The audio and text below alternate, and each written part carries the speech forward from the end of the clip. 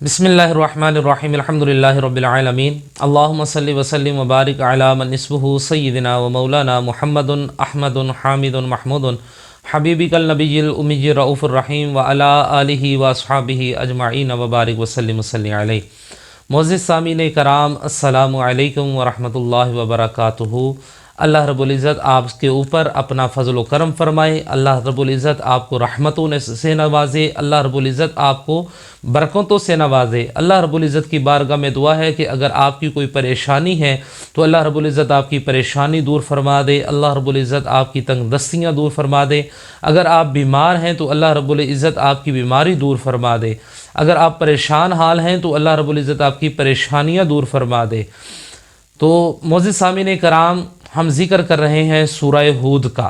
सूरह हूद के अंदर अल्लाह रब्बुल इज़्ज़त ने बेशुमार फ़जीलतें और बरकतें रखी हैं। पिछली वीडियो के अंदर हमने ज़िक्र किया था कि सूरह हूद की कौन सी आयत की हम तिलावत करें तो हम नुकसान से महफूज रह सकते हैं।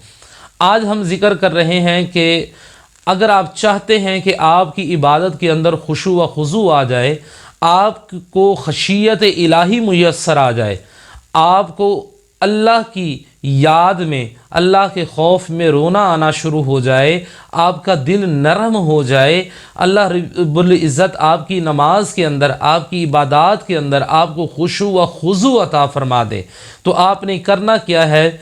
सूरह हूद की आयत नंबर 92, आयत नंबर 92 से लेकर आयत नंबर 104 तक, आयत नंबर 104 तक बाद नमाज इशा इन आयात को 3 मरतबा इसकी तिलावत करनी है।